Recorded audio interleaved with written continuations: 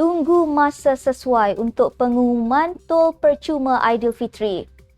Firdaus Wong buat 6 laporan polis berhubung dakwaan fitnah dan ugut bunuh. Muhyiddin mohon semak keputusan batal pembebasan kes Jana Wibawa. MIC luah rasa bimbang kaum India beralih sokongan kepada PN. Tindak tanduk Akmal Saleh tidak beri kesan ketara kepada kerajaan perpaduan. Wan G dakwa Najib Razak dapat layanan istimewa di penjara.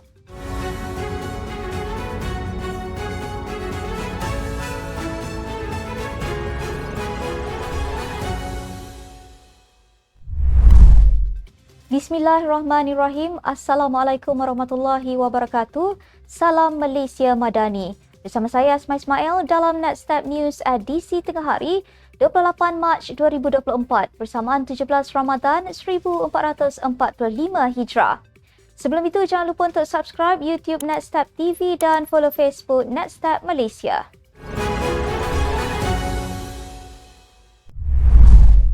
Timbalan Menteri Kerja Raya Datuk Seri Ahmad Maslan hari ini memberi bayangan pengumuman sama ada terdapat tol percuma sempena perayaan Aidilfitri akan dibuat pada waktu yang sesuai. Beliau berkata kerajaan melalui Kementerian Kerja Raya dijangka membuat pengumuman tersebut dan bukannya menerusi Kementerian Pengangkutan. Ditanya sama ada pengumuman tersebut akan dibuat minggu depan, Ahmad hanya memberitahu, biarlah waktu yang munasabah yang menentukannya. Sebelum ini Ahmad pernah berkata secara puratanya, kerajaan memperuntukkan 21 juta ringgit sehari kepada syarikat konsensi lebuh raya menerusi pelaksanaan tol percuma. Pada tahun lalu sahaja, katanya, kerajaan membayar 80.07 juta ringgit sempena Hari Raya Aidilfitri, Hari Raya Deepavali 42.31 juta ringgit dan Tahun Baru Cina 41.21 juta ringgit. Sebanyak 6 laporan polis telah dibuat pendakwa bebas Firdaus Wong berhubung ugutan bunuh dan dakwaan fitnah. Katanya, kesemua laporan polis telah dibuat di Balai Polis Wang Semaju terhadap 5 individu yang menegaskan tindakan itu sebagai permulaan. Beliau juga akan memfailkan saman fitnah terhadap mereka yang didakwa memfitnahnya. Minggu lepas, Firdaus menjelaskan tiada motif pribadi dalam isu kontroversi penjualan stokin tertera kalimah Allah di KK Mart. Firdaus berkata demikian susulan gambarnya di depan kedai serberneka miliknya, My Kampung Fresh Mart, kembali disebarkan di media sosial. Ia selepas beberapa pihak mendakwa Presiden Multiracial Reverted Muslims MRM itu ada kepentingan sendiri ketika membangkitkan isu stokin tersebut. Bekas Perdana Menteri Tan Sri Muhyiddin Yassin telah memfailkan permohonan semakan terhadap keputusan Mahkamah Rayuan yang membatalkan pembebasan beliau daripada program Jana Wibawa. Permohonan itu difailkan di Mahkamah Rayuan oleh firma guaman Chetan Jethwani semalam. Terdahulu, Mahkamah Rayuan membatalkan pelepasan dan pembebasan Muhyiddin apabila mengembalikan 4 pertuduhan salah guna kuasa terhadapnya yang dikaitkan dengan program Jana Wibawa. Panel 3 hakim yang dipengerusikan Hadariah Said Ali hari ini sebulat suara membatalkan keputusan Mahkamah Tinggi Kuala Lumpur pada 15 Ogos tahun lepas yang membenarkan bekas Perdana Menteri itu untuk mencabar pertuduhan berkenaan atas alasan ia tidak jelas dan cacat. Panel hakim yang turut dianggotai Hakim Azmi Arifin dan SM Komati membenarkan rayuan pihak pendakwaan untuk mengembalikan semula pertuduhan salah guna kuasa. Susulan itu, Timbalan Pendakwa Raya Wan Shahrudin Waladin yang merupakan anggota pasukan pendakwaan berkata, undang-undang tidak membenarkan Muhyiddin membuat rayuan di Mahkamah Persekutuan apabila kes utama di Mahkamah Session. Pemimpin MIC menyatakan kerisauan sokongan apabila kaum India dilihat lebih cenderung kepada Perikatan Nasional PN berbanding parti itu.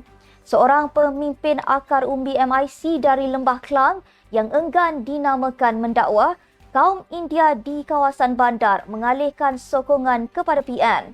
Katanya kepada sebuah portal, MIC tidak melakukan banyak kerja asas dan libat urus dengan rakyat, di mana PN sangat aktif dalam hal ini. Beliau memberi amaran kerajaan perpaduan mungkin tidak mendapat banyak sokongan kaum India dalam pilihan raya akan datang jika keadaan itu berterusan. Parti komponen Barisan Nasional itu juga rakan kongsi dalam kerajaan perpaduan bersama Pakatan Harapan PH, Gabungan Rakyat Sabah dan Gabungan Parti Sarawak, antara lain prestasi MIC terburuk dalam PRU 15 pada November 2022 dengan hanya menang 1 kerusi berbanding 2 kerusi pada tahun 2018. MIC dan MCA tidak menyertai 6 PRN Ogos lalu yang menyaksikan PH dan UMNO tewas di Kedah, Terengganu serta Kelantan selain hilang beberapa kerusi di Selangor dan Pulau Pinang. Beberapa penganalisis berpendapat tindak tanduk Ketua Pemuda UMNO Dr. Muhammad Akmal Saleh tidak memberi kesan ketara kepada keutuhan kerajaan perpaduan. Itu kerana ia dilihat tidak mewakili keseluruhan parti. Ahli akademik di Jabatan Sains Politik Universiti Islam Antarabangsa, Lau Zewe berkata, ketika Akmal kelihatan agresif, Majlis Kerja Tertinggi UMNO pula nampak lebih tenang menguruskan segala isu dalaman kerajaan. Katanya sudah menjadi kebiasaan pemimpin pemuda parti terutamanya UMNO memang seorang yang sangat radikal dan lantang menyuarakan sesuatu isu.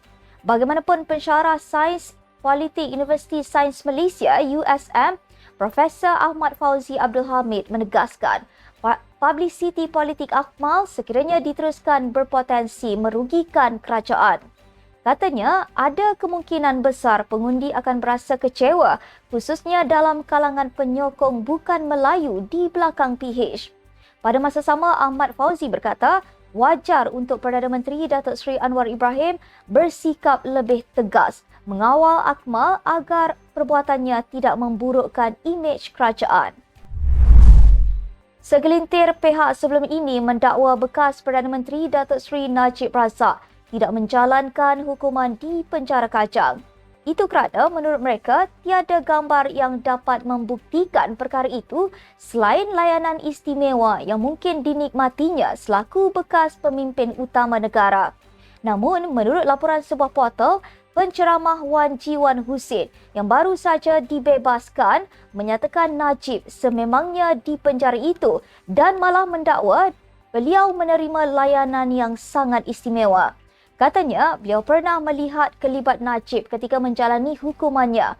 Bagaimanapun, Wan Ji mendakwa Najib menerima layanan sangat istimewa berbeza dengan banduan-banduan lain. Untuk rekod, Wan Ji dibebaskan sepenuhnya pada 22 Mac lalu setelah beberapa bulan menjalani hukuman penjara ekoran sabitan kes hasutan yang dikaitkan dengan Sultan Selangor pada tahun 2014.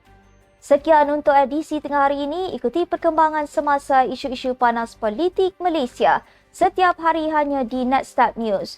Jangan lupa untuk follow Facebook Netstab Malaysia dan subscribe YouTube Netstab TV. Netstab Malaysia menjangkau informasi mengorak inspirasi. Saya Asma Ismail. Assalamualaikum dan salam sejahtera.